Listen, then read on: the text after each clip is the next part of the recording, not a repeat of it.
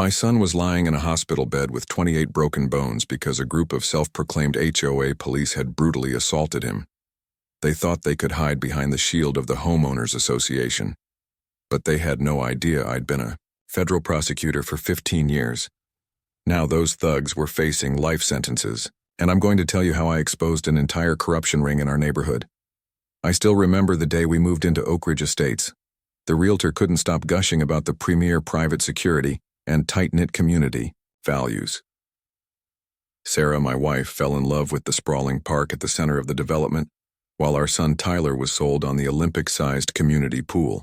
After 15 years as a federal prosecutor dealing with drug cartels and organized crime, I was ready for peace and quiet.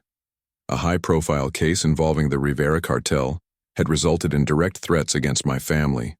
The stress had begun to affect my health. So at 52, I took early retirement, and we invested a significant portion of our savings into what we thought would be our forever home. The neighborhood seemed perfect on paper: well-maintained streets, pristine lawns, neighbors who smiled and waved as we moved in our furniture. I should have known better. In my career, I'd seen enough polished facades hiding rot underneath. But I wanted so badly to believe we had found sanctuary that I ignored the early warning signs. The first hint of trouble came about 3 months after we'd settled in. The HOA fees, which had been quoted at $300 per month during our purchase, suddenly increased to $450, with a vague explanation about enhanced security measures. I attended the next homeowners meeting to inquire about the increase. That's when I first met Karen Whitaker, the HOA president. She was in her early 60s with perfectly coiffed silver hair and a smile that never quite reached her eyes. "Mr. Sullivan," she said, shaking my hand with a surprisingly firm grip. "We're simply ensuring Oak Ridge maintains its exceptional standards. The security team requires proper compensation for their dedication to our safety." Something about her tone set off alarms in my mind, but I chalked it up to professional paranoia. The next red flag appeared when I noticed the security personnel roaming the neighborhood. They drove vehicles that closely resembled police cruisers, complete with light bars, amber instead of red and blue. They wore uniforms that, at a glance, could easily be mistaken for law enforcement. And they carried themselves with an air of authority that seemed excessive for glorified mall cops. "Don't you think they're a bit intimidating for a neighborhood watch?" I asked Michael Chan, our next-door neighbor and a law professor at the local university. Michael glanced nervously over his shoulder before answering. "Between you and me, they've gotten more aggressive since Karen took over the HOA 3 years ago. Last month, the Jenkins family got fined $2,000 because their teenage son had friends over past the noise curfew. When Mr. Jenkins protested, security showed up at his workplace the next day, saying they were following up on complaints. He paid the fine and hasn't said a word since. I filed that information away but didn't act on it. A part of me, the part that had fought too many battles, just wanted peace. Besides, Tyler was thriving. At 17, he was breaking records on the track team. Colleges were already expressing interest in offering him athletic scholarships. Sarah had found a teaching position at the local elementary school and was happier than I'd seen her in years. I decided I could live with an overzealous HOA if it meant my family was content. That willful blindness came to a crashing end on a Tuesday afternoon in October. I was preparing for a 3-day consulting trip to Washington, D.C., when Tyler burst into my home office, face flushed with anger. "Dad, this is complete bull. The Wilsons reported me for parking incorrectly in front of our own house." He thrust a piece of paper at me, an official notice from the HOA citing a $500 fine for parking violations and displaying an inappropriate attitude unbecoming of an Oak Ridge resident. I scanned the document. It was signed by Marcus Reed, Chief of Oak Ridge Security. "This doesn't make any sense," I said, frowning. "You always park in the driveway." Tyler ran a hand through his dark hair, a habit since childhood. I had to park on the street for like 20 minutes because Mom needed to get her car out. Mr. Wilson came over and started lecturing me about blocking his view of the street, which I wasn't. When I tried to explain, he just walked away and called security. By the time they showed up, I had already moved the car, but they wrote me up anyway. I was about to reassure him that I'd handle it when my phone pinged with an email. The sender was anonymous, but the message made my blood run cold. Your son needs to learn respect. Athletic scholarships can disappear with one bad incident report. The HOA office accepts apologies between 2-4 p.m. daily. Tyler saw my face change and grabbed the phone. His own expression paled as he read the message. Dad, they can't do that, can they? They can't mess with my college chances. I tried to sound calmer than I felt. No, they absolutely cannot. This is intimidation, plain and simple. I'll deal with it when I get back from DC, but until then, please just stay clear of the HOA people. Don't engage, don't argue. Tyler nodded, but I could see the anger simmering beneath his compliance. I should have canceled my trip. That decision will haunt me for the rest of my life. 2 days later, while I was sitting in a conference room discussing security protocols, I received a call from St. Mary's Hospital.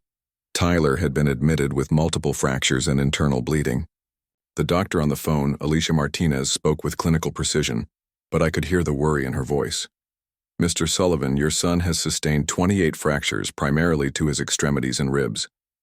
The pattern of injuries suggests, well, it's consistent with a deliberate assault, not a random accident or fight. He's stable, but he'll need multiple surgeries. My world collapsed. Is he conscious? Can I speak to him? I asked, already gathering my things. He's sedated at the moment, Dr. Martinez replied. Your wife is with him. He was conscious when admitted and told staff that he'd been assaulted by HOA security personnel when he went to the association office. The room tilted around me. I'm on my way, I said and ended the call. I booked the first flight home, mind racing with worst-case scenarios. By the time I reached the hospital 8 hours later, Sarah was a wreck. Her eyes were red-rimmed from crying, but her expression was hardened by fury. They're claiming self-defense, Robert, she hissed as soon as I entered the ICU waiting room.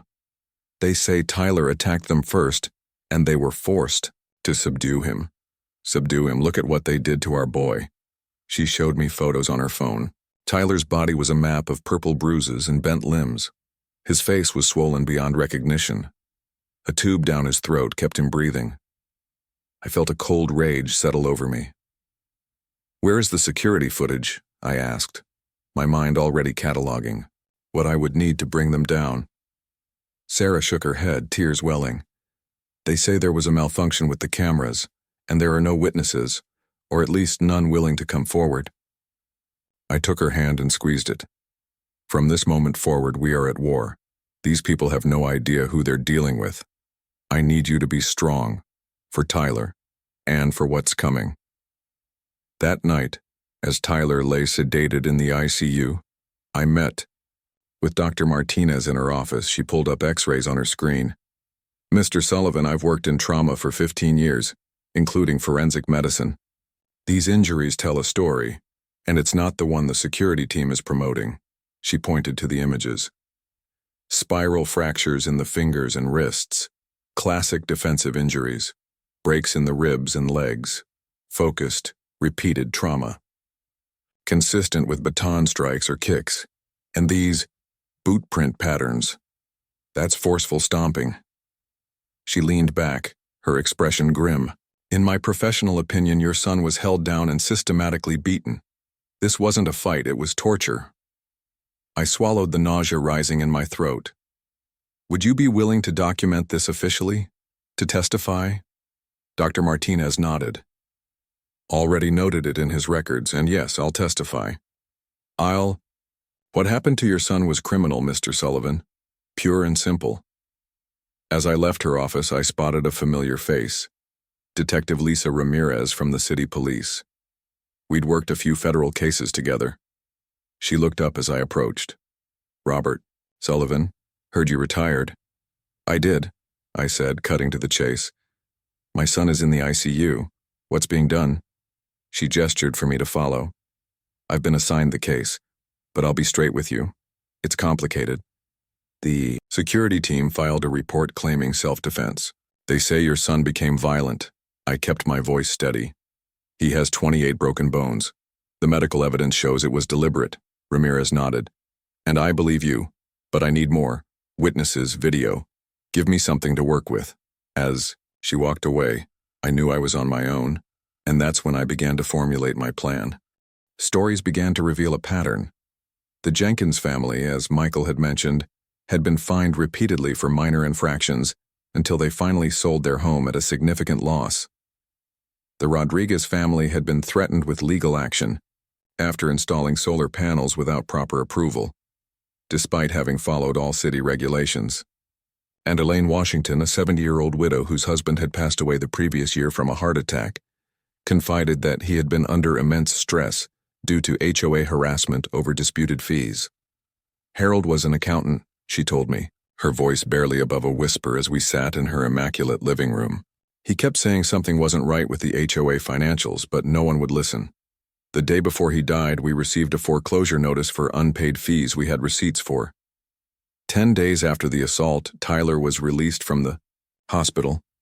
He was wheelchair-bound, his arms and legs encased in casts. His spirit dimmed but not broken.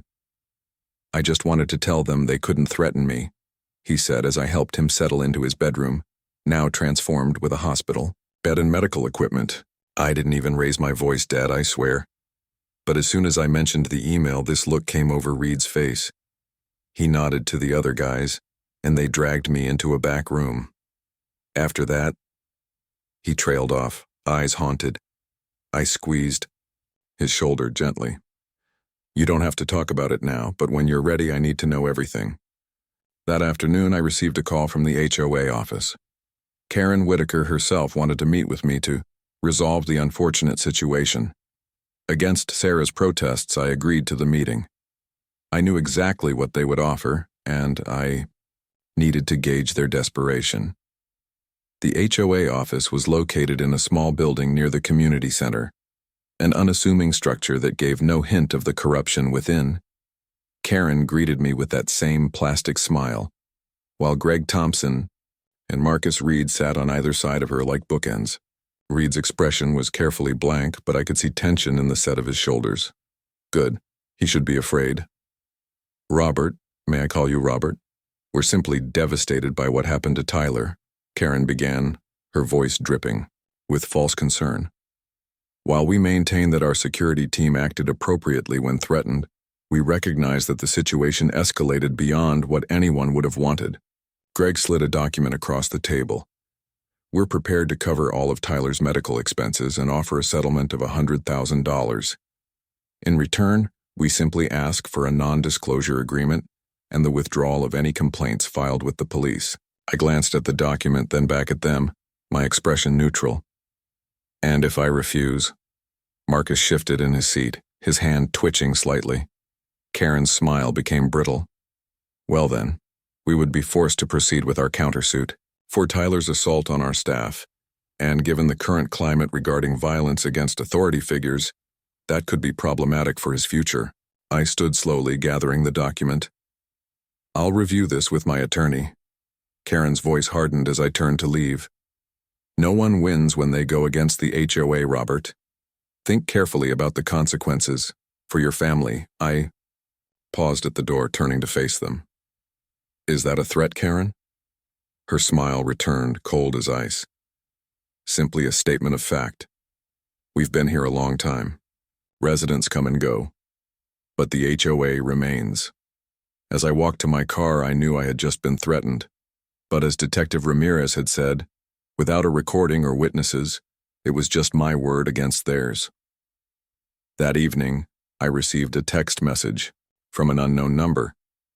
It contained a photo of Sarah leaving her school with the caption, "Does she always walk to her car alone?" The war had officially escalated. I called Frank immediately, and by nightfall, Sarah and Tyler had security. Details.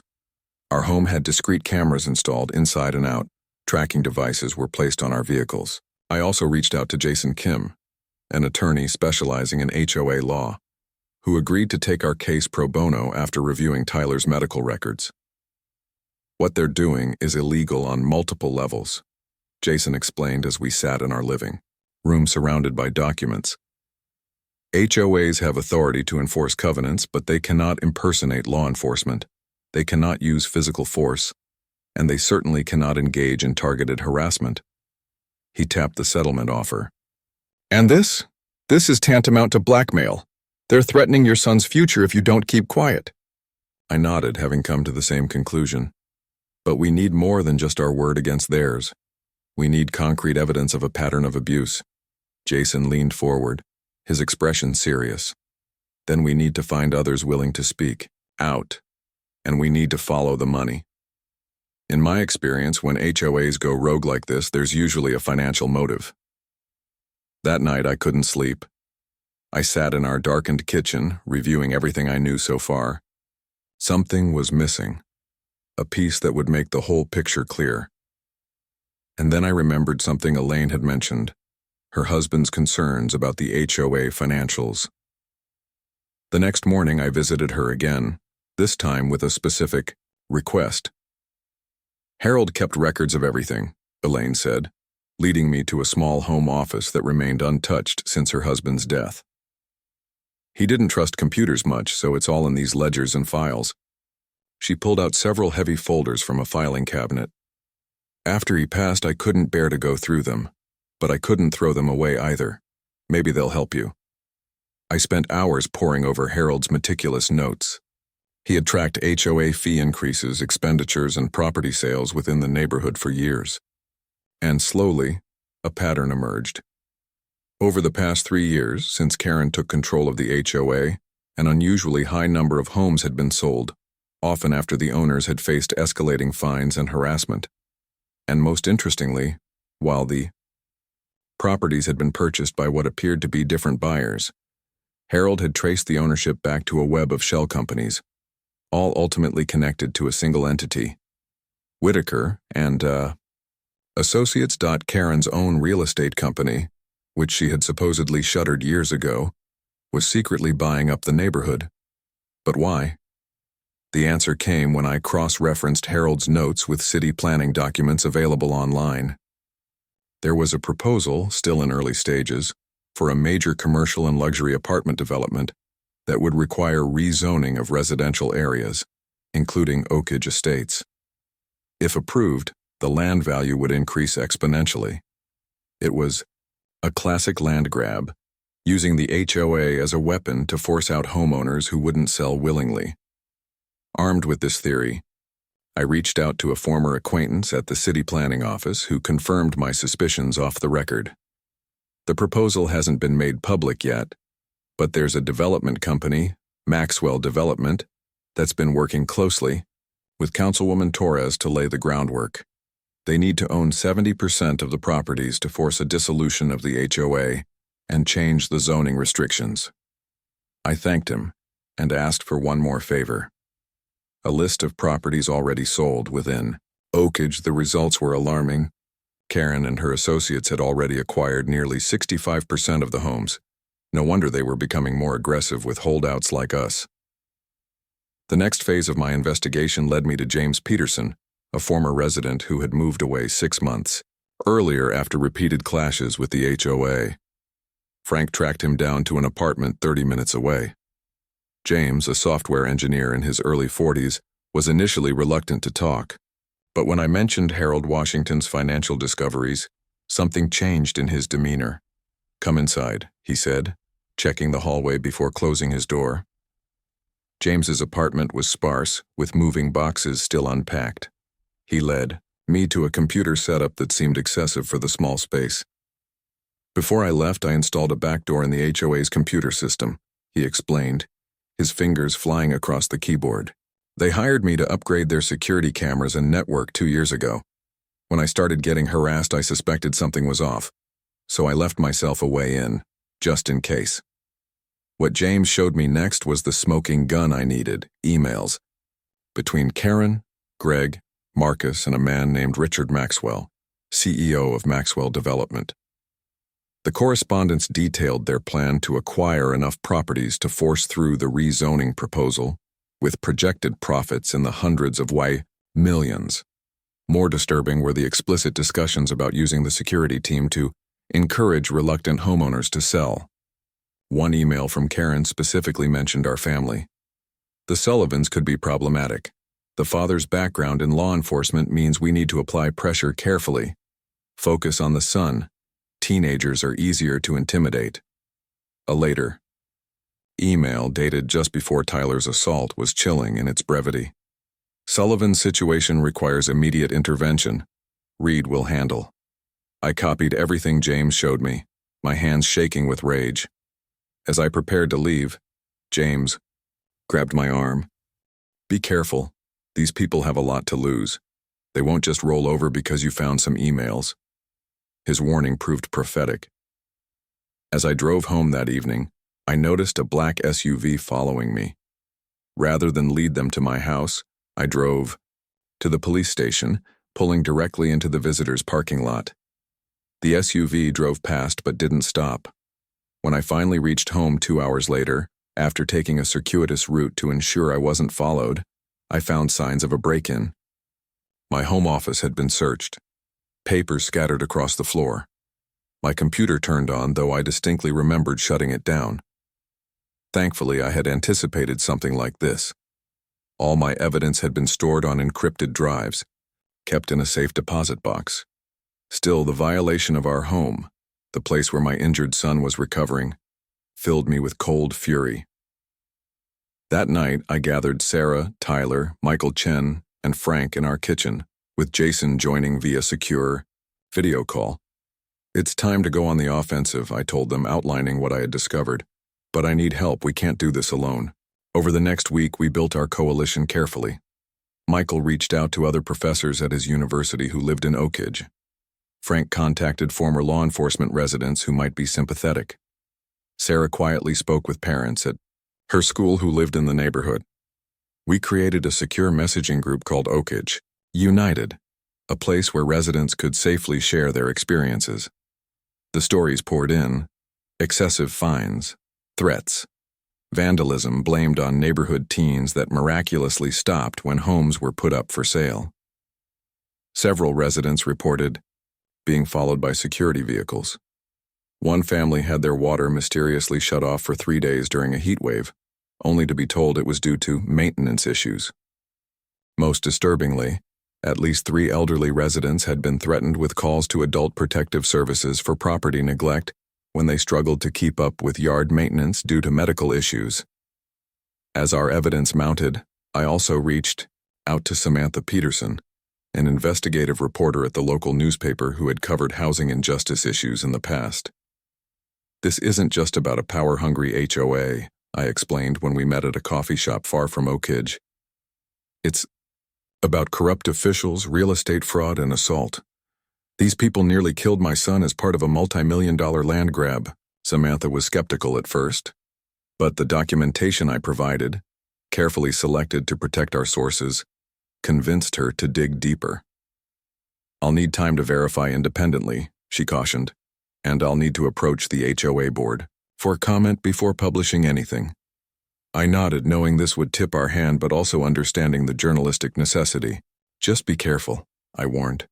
These people are dangerous. While Samantha conducted her investigation, our neighborhood coalition continued to grow. We now had over 60 families involved, representing most of the remaining properties not yet acquired by Karen's shell companies. Just as we were preparing to present our evidence to Detective Ramirez in the district attorney's office, the HOA launched their counterattack. Every member of our coalition received notices of HOA violations with fines ranging from $500 to several $1,000s. My own notice claimed our grass was half an inch too high, our mailbox was the wrong shade of black, and our backyard fence needed repainting. Total fines: $17,500 due within 30 days, or a lien would be placed on our property.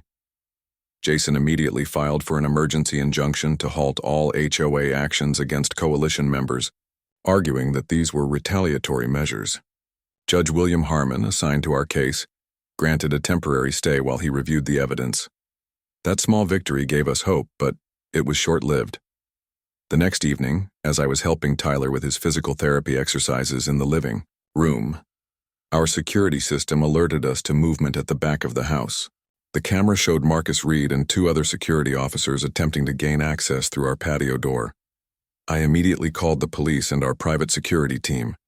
By the time Officer Brian Wilson, a friend of Frank's who had been briefed on our situation, arrived, Reed and his men were back at the front door, now dressed in full security uniforms and claiming they were conducting a routine safety inspection on behalf of the HOA.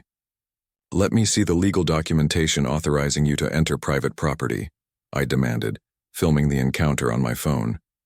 Reed's face contorted with barely suppressed rage. "HOA bylaws give us the right to inspect properties for violations," he said. Officer Wilson stepped forward. "Actually, HOA representatives cannot enter private property without owner consent unless there's an emergency, like a water leak threatening other properties. So, unless you have a court order or can demonstrate an emergency, you need to leave." Reed glared at me as he backed away. "This isn't over, Sullivan. You have no idea who you're dealing with." I smiled coldly at him. "Actually, I know exactly who I'm dealing with. Marcus, former Officer Reed, dismissed from Riverside PD for excessive force against a 17-year-old suspect. 3. Civil suit settled out of court. Hired by Oak Ridge Security despite your record because Karen Whitaker needed someone willing to cross lines." His face paled as I recited his history. "You should ask yourself if Karen and Maxwell will stand by you when this all comes crashing down. In my experience, people like them always need a fall guy." As he stormed off, I knew we had entered the final phase of our battle. The next morning, I received a call from Elaine Washington. Her voice was shaking with excitement and fear. "Robert, I found something else of Harold's. He kept a safety deposit box I didn't know about. The bank contacted me about renewal fees, and when I went to check it, you need to see this." What Elaine found was explosive. A complete dossier that Harold had compiled on the HOA's financial misdeeds, including bank statements showing funds being siphoned from HOA accounts to Karen's personal accounts and those of her shell companies. There were also recordings. Harold had apparently worn a concealed recording device to several closed HOA meetings where Karen and Greg openly discussed using security to pressure residents. In one particularly damning recording from just 2 weeks before his death, Karen could be heard saying, "If Washington doesn't back down about the financial review, have Reed pay him a visit. These old people need to understand that heart conditions can be aggravated by stress." Harold had been compiling evidence for a major fraud case, planning to take it to the FBI when he suffered his fatal heart attack, an attack that now seems suspiciously convenient. With this new evidence in hand, I contacted Agent Christine Lewis at the FBI's White-Collar Crime Division, another former colleague. After reviewing what we had, she agreed the case warranted federal investigation. This crosses multiple jurisdictions: fraud, racketeering, possible civil rights violations, and if what happened to your son and potentially Mr. Washington can be proven, we could be looking at charges for assault, battery, and even manslaughter, she explained. "But I need 24 hours to get the proper warrants in place. Can you hold off making any moves until then?" I agreed, though every fiber of my being wanted immediate action. That evening, Samantha Peterson's first article was published online. "Neighborhood Nightmare. HOA security accused of brutal assault on teenager." The piece detailed Tyler's injuries and included statements from Dr. Martinez about the nature of the assault. It also raised questions about the qualifications of the security personnel and hinted at financial irregularities within the HOA.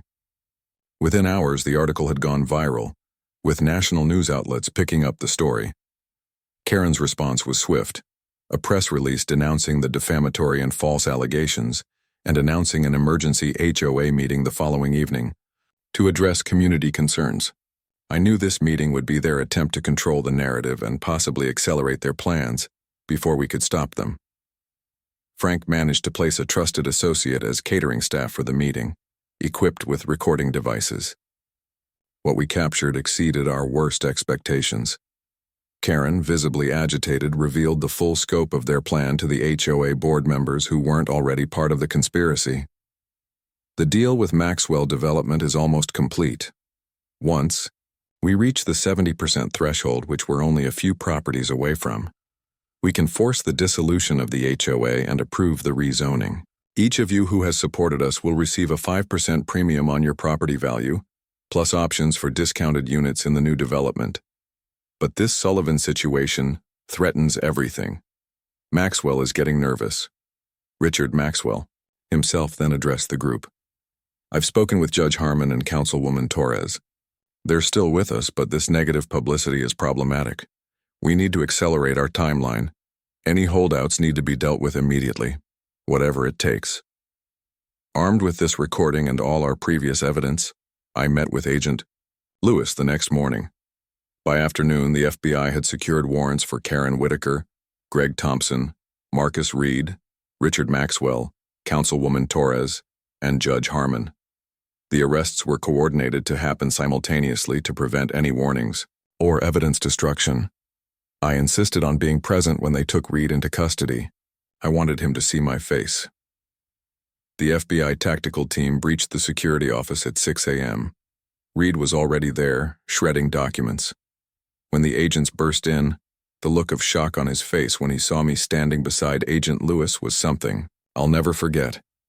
Marcus Reed, you're under arrest for conspiracy, fraud, assault with intent to cause grievous bodily harm, and violation of civil rights under color of authority, Lewis recited as Reed was handcuffed. As I led him past me, I spoke just loudly enough for him to hear. 28 broken bones, Marcus. That's what you did to my 17-year-old son. In my experience, prisoners have a special place in their hierarchy for people who hurt kids. The dismantling of the corruption ring made national headlines.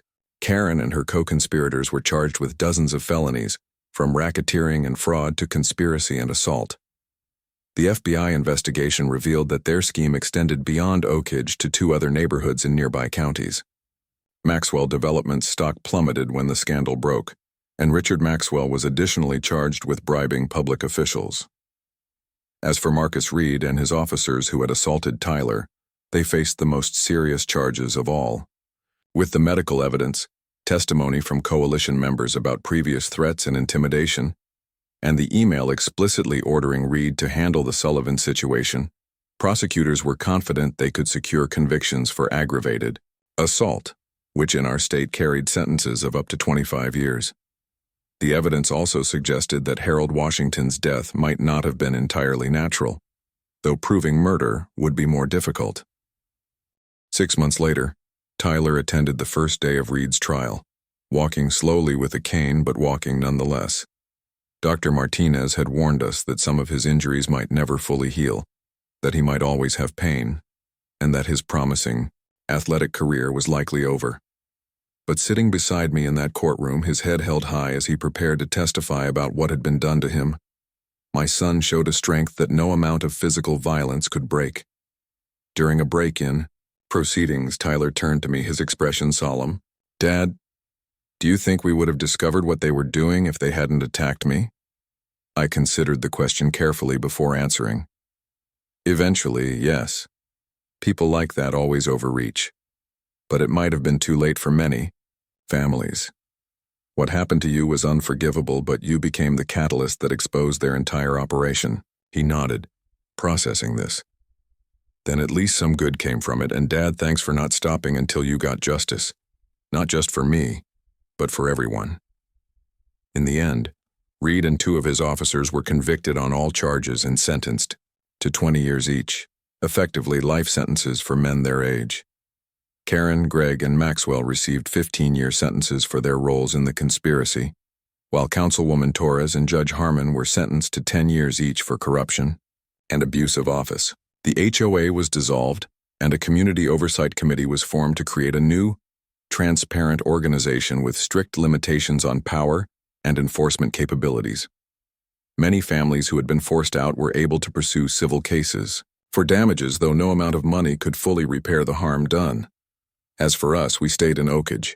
That moment, more than the courtroom victories or media coverage, made the difficult journey worthwhile. Because in the end, our story isn't really about HOA corruption or real estate fraud, or even justice served. It's about what happens when ordinary people refuse to accept that things cannot change.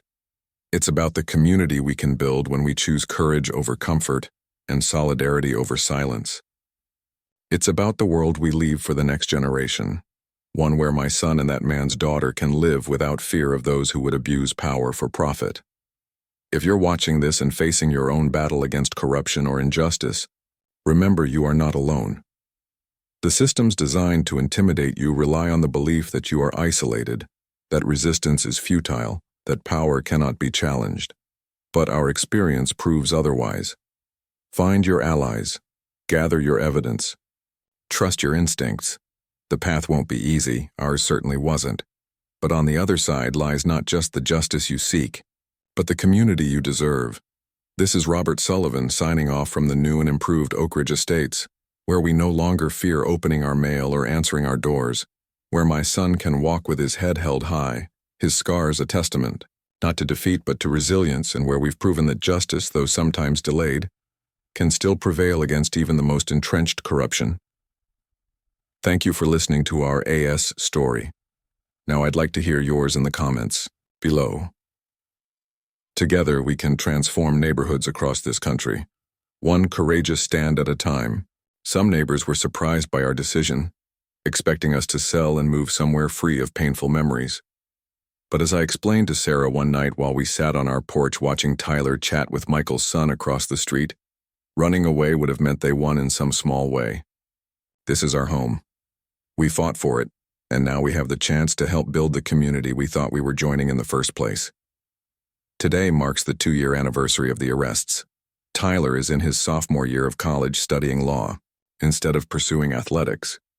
He walks with a slight limp that becomes more pronounced when he's tired, but his spirit remains unbroken.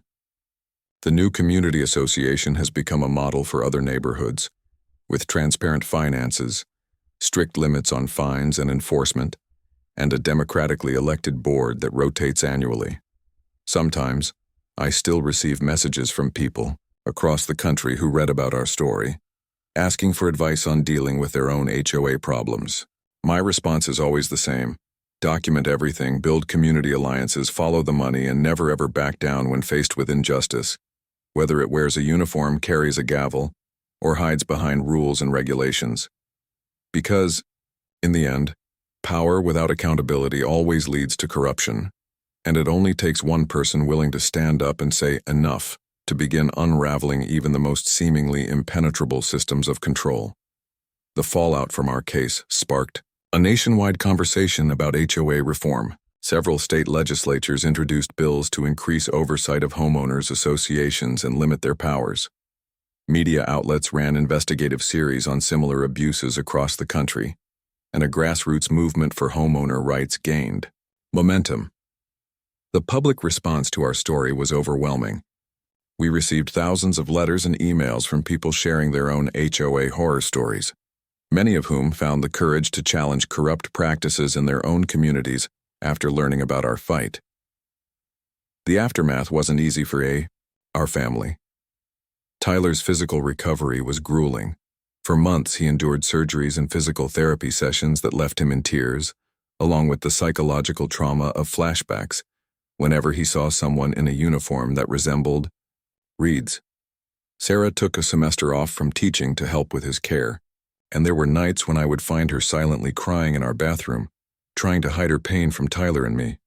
Our savings were depleted by medical bills and security expenses, despite the eventual settlement we received in our civil suit against the HOA's insurance. But we also found unexpected strength in the community that formed around us. Neighbors we barely knew before the incident became like family.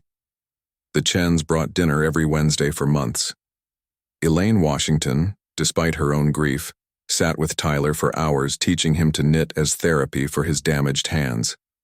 The Jenkins family, who had moved back after learning of the arrests, organized a fundraiser that helped cover Tyler's first year of college expenses.